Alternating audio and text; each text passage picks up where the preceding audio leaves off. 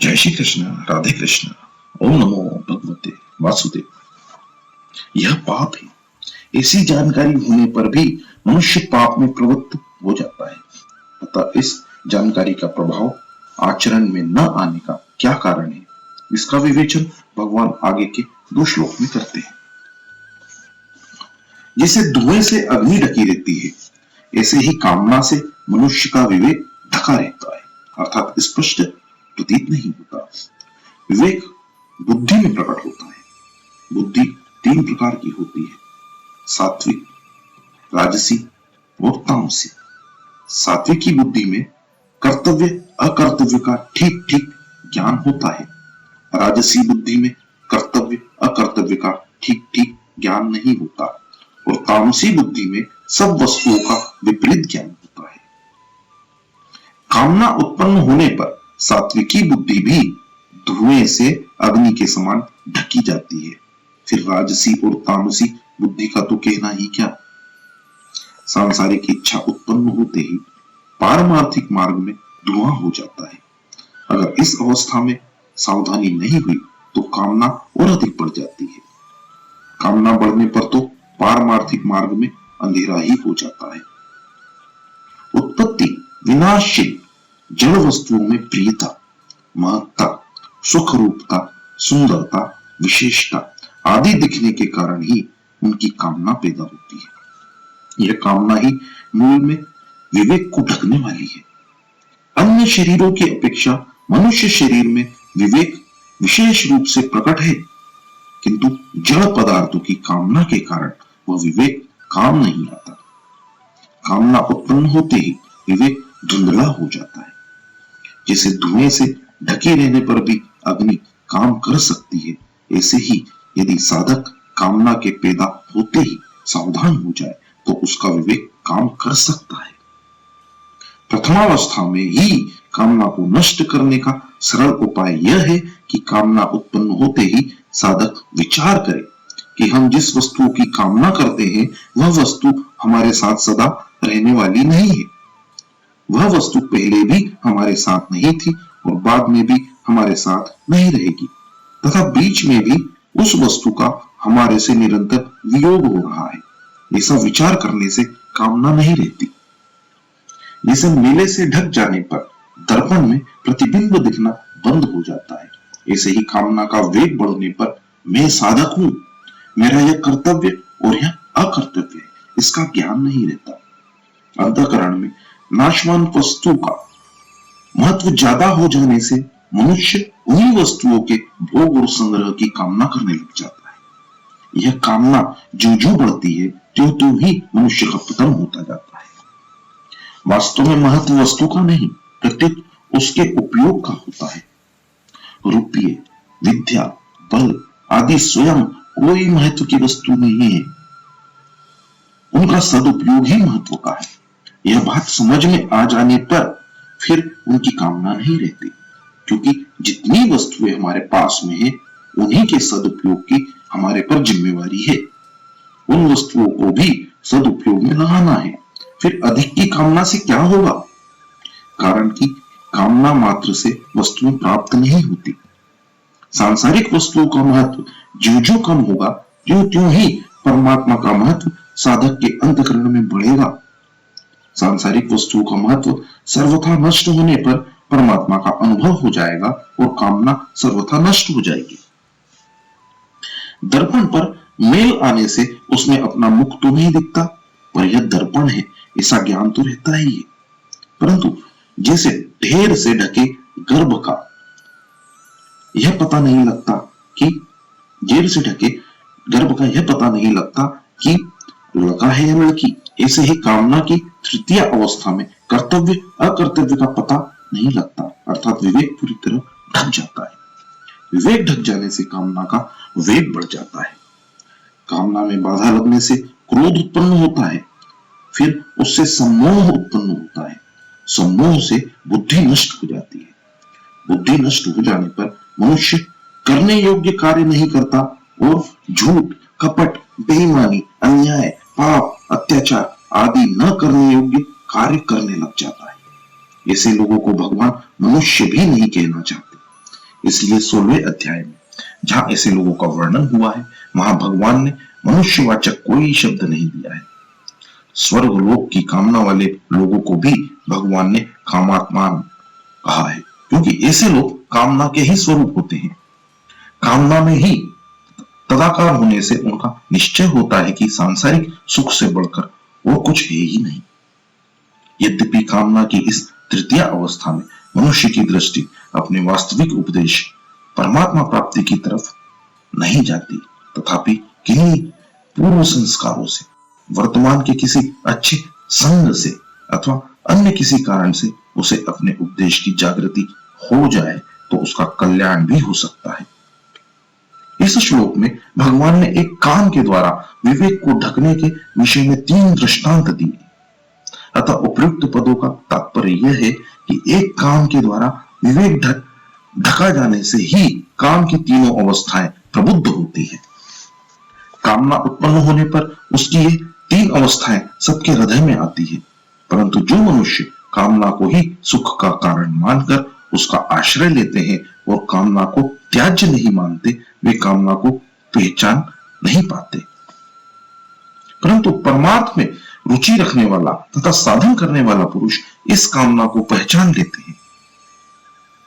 जो कामना को पहचान लेता है वही कामना को नष्ट भी कर सकता है। भगवान ने इस श्लोक में कामना की 3 अवस्थाओं का वर्णन उसका नाश करने के उपदेश से ही किया है, जिसकी आज्ञा उन्होंने आगे 41वें और 43वें श्लोक में दी है। वास्तव में कामना उत्पन्न होने के बाद उसके बढ़ने का क्रम इतना तेजी से होता है कि उसकी उपयुक्त 3 अवस्थाओं को कहने में तो देर लगती है, पर कामना के बढ़ने में कोई देर नहीं लगती। कामना बढ़ने पर तो अनर्थ परंपरा ही चल पड़ती है। संपूर्ण पाप, संताप, दुख आदि कामना के ही कारण होते हैं। अतएव मनुष्य को चाहिए कि वह अपने विवेक को जागृत रखकर कामना को उत्पन्न ही न होने दे। यदि कामना उत्पन्न हो जाए तो भी उसे प्रथम या द्वितीय अवस्था में ही नष्ट कर दे, उसे तृतीय अवस्था में तो कभी आने ही ना दे। धुआं दिखाई देने से यह सिद्ध हो जाता है कि वह अग्नि है, वहां अग्नि है, क्योंकि अगर वहां अग्नि न होती तो धुआं कहां से आता। अतः जिस प्रकार धुएं से ढकी होने पर भी अग्नि के होने का ज्ञान, मेले से ढका होने पर भी दर्पण होने का ज्ञान और जेर से ढका होने पर भी गर्भ के होने का ज्ञान सभी को रहता है, उसी प्रकार काम से ढका होने पर भी विवेक अर्थात कर्तव्य अकर्तव्य का ज्ञान सभी को रहता है, सभी में रहता है, पर कामना के कारण वह उपयोग में नहीं आता। शास्त्रों के अनुसार परमात्मा की प्राप्ति में 3 दोष बाधक हैं: मल, विक्षेप और आवरण। ये दोष असत संसार के संबंध से उत्पन्न होते हैं। असत का संबंध कामना से होता है, अतः मूल दोष कामना ही है। कामना का सर्वथा नाश होते ही असत से संबंध विच्छेद हो जाता है। असत से संबंध विच्छेद होते ही संपूर्ण दोष मिट जाते हैं और विवेक प्रकट हो जाता है। परमात्मा प्राप्ति में मुख्य बाधा है सांसारिक पदार्थों को नाशवान मानते हुए उन्हें महत्व देना। जब तक अंतःकरण में नाशवान पदार्थों का महत्व है और वे सत्य, सुंदर और सुखद प्रतीत होते हैं, तभी तक मल, विक्षेप और आवरण ये तीनों दोष रहते हैं। इन तीनों में भी मल दोष को ही अधिक बाधक माना जाता है। मल दोष अर्थात पाप का मुख्य कारण कामना ही है, क्योंकि कामना से ही सब पाप होते हैं। जिस समय साधक यह दृढ़ निश्चय कर लेता है कि मैं अब पाप नहीं करूंगा, उसी समय सब दोषों की जड़ कट जाती है और मल दोष मिटने लग जाता है। सर्वथा निष्काम होने पर मल दोष सर्वथा नष्ट हो जाता है। श्रीमद् भागवत में भगवान ने कामना वाले पुरुष के कल्याण का उपाय कर्मयोग अर्थात निष्काम कर्म बताया है। अतः कामना वाले पुरुष को अपने कल्याण के विषय में निराश नहीं होना चाहिए, क्योंकि जिसमें कामना आई है वही निष्काम होगा। कर्मयोग के द्वारा कामनाओं का नाश सुगमता पूर्वक हो जाता है। छोटी से छोटी अथवा बड़ी से बड़ी प्रत्येक लौकिक या पारमार्थिक क्रिया करने में मैं क्यों करता हूं और कैसे करता हूं, ऐसी सावधानी हो जाए तो उपदेश की जागृति हो जाती है।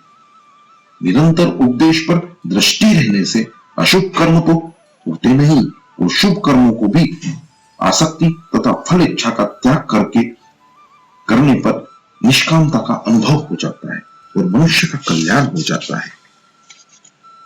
परिशिष्ट भाव यह है कि परमात्मा तत्व की प्राप्ति में कामना ही खास बाधक है। जैसे पानी से भरा हुआ घड़ा है और उसमें हमें दो काम करने हैं, उसको खाली करना है और उसमें आकाश भरना है, परंतु वास्तव में हमें दो काम नहीं करने, प्रत्युत एक ही काम करना है, घड़े को खाली करना है। घड़े में से पानी निकाल दे तो आकाश अपने आप भर जाएगा। ऐसे ही कामना का त्याग करना और परमात्मा को प्राप्त करना ये दो काम नहीं है। कामना का त्याग कर दे तो परमात्मा की प्राप्ति अपने आप हो जाएगी। केवल कामना के कारण ही परमात्मा अप्राप्त दिख रहे हैं। 47वें श्लोक में भगवान ने पाप करवाने में मुख्य कारण काम अर्थात कामना को बताया था। अतः कामना के लिए यहाँ एतेन पद आया है। जैसे अग्नि में घी की सुहाती अनुकूल आहुति देते रहने से अग्नि कभी तृप्त नहीं होती, प्रत्युत बढ़ती ही रहती है। ऐसे ही कामना के अनुकूल भोग भोगते रहने से कामना कभी तृप्त नहीं होती, प्रत्युत अधिकाधिक बढ़ती रहती है। जो भी वस्तु सामने आती रहती है, कामना अग्नि की तरह उसे खाती ही रहती है। भोग और संग्रह की कामना कभी पूरी होती ही नहीं। जितने ही भोग पदार्थ मिल जाए उतनी ही उनकी भूख बढ़ती है, कारण कि कामना जड़ की ही होती है। इसलिए जड़ के संबंध से वह कभी मिटती नहीं, प्रत्युत अधिकाधिक बढ़ती है। जैसे 100 रुपए मिलने पर 1000 रुपए की भूख पैदा होती है, तो इससे सिद्ध हुआ कि 900 रुपए का घाटा हुआ। 1000 रुपए मिलने पर फिर सीधे 10,000 रुपए की भूख पैदा हो जाती है, तो यह 9,000 रुपए का घाटा हुआ। 10,000 रुपए मिलने पर फिर सीधे 1,00,000 रुपए की भूख पैदा हो जाती है, तो यहाँ 90,000 रुपयों का घाटा हुआ। 1,00,000 रुपए मिलने पर फिर 10 लाख रुपए से संतोष नहीं होता, तो सीधे करोड़ों रुपए की भूख पैदा हो जाती है, तो सिद्ध हुआ कि 99 लाख रुपयों का घाटा हुआ। इस प्रकार वहम तो यह होता है कि लाभ बढ़ गया, पर वास्तव में घाटा ही बढ़ा है। जितना धन मिलता है उतनी ही दरिद्रता, धन की भूख बढ़ती है। वास्तव में दरिद्रता उसकी मिटती है जिससे धन की भूख नहीं है। वास्तव में धन उतना बाधक नहीं है जितनी बाधक उसकी कामना है। धन की कामना चाहे धनी में हो या निर्धन में, दोनों की वह परमात्मा प्राप्ति से वंचित रखती है। कामना किसी की भी कभी पूरी नहीं होती, क्योंकि वह पूरी होने वाली चीज ही नहीं है। कामना से रहित तो कामना के मिटने पर ही हो सकते हैं। जड़ के संबंध से होने वाले सुख की चाहना को काम कहते हैं। नाशवान संसार में थोड़ी भी महत्व बुद्धि का होना काम है। अप्राप्त को प्राप्त करने की चाह कामना है। अंतःकरण में जो अनेक सूक्ष्म कामनाएं दबी रहती है उनको वासना कहते हैं। वस्तुओं की आवश्यकता प्रतीत होना स्पृहा है। वस्तु में उत्तमतम और प्रियता दिखना आसक्ति है। वस्तु मिलने की संभावना रखना आशा है, और अधिक वस्तु मिल जाए यह लोभ या तृष्णा है। वस्तु की इच्छा अधिक बढ़ने पर याचना होती है। ये सभी काम के ही रूप हैं। यहाँ ज्ञानी पद साधन में लगे हुए विवेकशील साधकों के लिए आया है, कारण कि विवेकशील साधक ही इस काम रूप वेरी को पहचानता है और उसका नाश करता है। साधन न करने वाले दूसरे लोग तो इसे पहचानते ही नहीं, प्रत्युत इसे सुखदायी समझते हैं। भगवान कहते हैं कि यह काम विवेकशील साधकों का नित्य वेरी है। कामना उत्पन्न होते ही विवेकशील साधकों को विचार आता है कि अब कोई न कोई आफत आएगी। कामना में संसार का महत्व और आश्रय रहता है, जो पारमार्थिक मार्ग में महान बाधक है। विवेकी साधक को कामना आरंभ से ही चुभती रहती है। परिणाम में तो कामना सबको दुख देती ही है, इसलिए साधक की नित्य निरंतर वेरी है। भोगों में लगे हुए अज्ञानियों को यह कामना मित्र के समान मालूम देती है, क्योंकि कामना के कारण ही भोगों में सुख प्रतीत होता है। कामना न हो तो भोग पदार्थ सुख नहीं दे सकते, परंतु परिणाम में उन्हें दुख, संताप, खेद, नरक आदि प्राप्त होते ही है। इसलिए वास्तव में यह कामना अज्ञानियों की भी नित्य वेरी है, परंतु अज्ञानियों को जागृति नहीं रहती, जबकि विवेकशील साधकों को जागृति रहती है।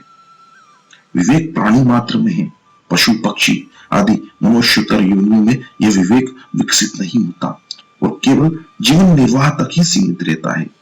परंतु मनुष्य में यदि कामना न हो तो यह विवेक विकसित हो सकता है, क्योंकि कामना के कारण ही मनुष्य का विवेक ढका रहता है। विवेक ढका रहने से मनुष्य अपने लक्ष्य परमात्मा प्राप्ति की ओर बढ़ नहीं सकता, क्योंकि कामना उसे चिन्मय तत्व की ओर जाने नहीं देती, प्रत्युत जड़ तत्व में ही लगाए रखती है। अपने प्रति कोई अप्रिय एवं असत्य बोले तो वह बुरा लगता है, और प्रिय एवं सत्य बोले तो अच्छा लगता है। इसका अर्थ यह हुआ कि अच्छे बुरे, सद्गुण दुर्गुण, कर्तव्य विवेक सभी मनुष्यों में रहता है, परंतु ऐसा होने पर भी वह अप्रिय और असत्य बोलता है, अपने कर्तव्य का पालन नहीं करता। तो इसका कारण यही है कि कामना ने उसका विवेक ढक दिया है। कामना के कारण ही त्याग में सुख है, यह ज्ञान काम नहीं करता। मनुष्य को प्रतीत तो ऐसा होता है कि अनुकूल भोग पदार्थ के मिलने में सुख होता है, पर वास्तव में सुख उसके त्याग से होता है। यह सभी का अनुभव है कि जागृत और स्वप्न में भोग पदार्थों से संबंध रहने पर सुख और दुख दोनों रहते हैं, पर सुषुप्ति गाढ़ी निद्रा में भोग पदार्थों की किंचित मात्र भी स्मृति न रहने पर सुख ही होता है, दुख नहीं। इसलिए गाढ़ निद्रा से जगाने पर वह कहता है कि मैं बड़े सुख से सोया।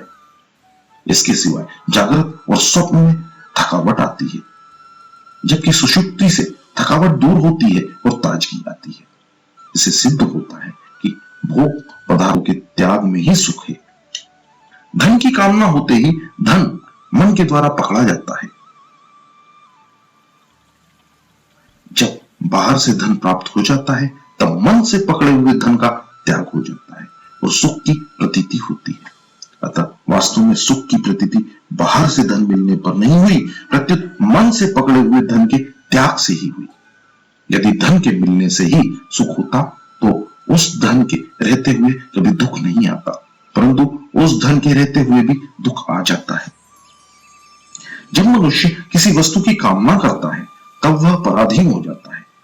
जैसे उसके मन में घड़ी की कामना पैदा हुई, पराधीन हुआ, ऐसे ही रुपयों की कामना होने से रुपयों के पराधीन हुआ। पराधीनता तो वैसी की वैसी ही रही, परंतु कामना से विवेक ढका हो जाने के कारण मनुष्य को वस्तु की पराधीनता का तो अनुभव होता है, पर रुपयों की पराधीनता का अनुभव नहीं होता। प्रत्युत रुपयों के कारण वह स्वाधीनता का अनुभव करता है। जो पराधीनता स्वाधीनता के रूप में दिखती है, उस पराधीनता से छूटना बड़ा कठिन होता है। संसार मात्र क्षणभंगुर है। शरीर, धन, जमीन, मकान आदि जितनी भी सांसारिक वस्तुएं हैं, वे सब के सब प्रतिक्षण विनाश की ओर जा रही हैं और हमसे युक्त भी हो रही हैं। परंतु भोग भोगते समय उनकी क्षणभंगुरता का ज्ञान नहीं रहता। पदार्थ को नित्य और स्थिर माने बिना सुख भोग हो ही नहीं सकता। साधारण मनुष्यों की तो बात ही क्या है, साधक भी भोगों को नित्य और स्थिर मानने पर ही उनमें फंसता है। इसका कारण कामना द्वारा विवेक का ढका जाना है। मनुष्य को सदा के लिए महान बनने के उद्देश्य से भगवान कामना को नित्य वेरी बताकर उससे बचने के लिए सावधान करते हैं, क्योंकि कामना ही संपूर्ण पापों और दुखों का कारण है। एक मनुष्य अपनी स्त्री को ढूंढ रहा था। लोगों ने पूछा, तुम्हारी स्त्री का नाम क्या है? उसने कहा, फजीती। फिर पूछा कि तुम्हारा नाम क्या है? उसने कहा, बदमाश। लोगों ने कहा, घबराओ मत, बड़ी पतिव्रता स्त्री है, अपने आप आ जाएगी। कारण कि बदमाश को फजीती बदनामी अवश्य मिलती है। इसी प्रकार संसार के नाशवान भोगों की कामना करने वाले मनुष्य के पास दुख अपने आप आ जाते हैं। मनुष्य दुख से तो बचना चाहता है, पर दुखों के कारण कामना को नहीं छोड़ता। कामना के रहते हुए स्वप्न में भी सुख नहीं मिलता। भगवान अनलेन पदों से बताते हैं कि भोग पदार्थों से कामना कभी पूरी नहीं होती, जो जो भोग पदार्थ मिलते जाते हैं त्यों त्यों ही उनकी कामना बढ़ती जाती है, और जो जो कामना बढ़ती जाती है त्यों ही त्यों अभाव का अधिक अनुभव होता है, एवं अभाव को मिटाने के लिए मनुष्य पाप कर्मों में प्रवृत्त होता है। जैसे धन की कामना उत्पन्न होने पर मनुष्य धन की प्राप्ति में न्याय अन्याय का विचार ही नहीं करता, फिर कामना बढ़ने पर द्वितीय अवस्था में वह चोरी डाके से आदि में भी लग जाता है। फिर और अधिक कामना बढ़ने पर तृतीय अवस्था में वह धन के लिए दूसरों को जान से भी मार डालता है। इस प्रकार नाशवान सुख की कामना करने वाला मनुष्य अपने लोक और परलोक दोनों को महान दुख रूप बना लेता है।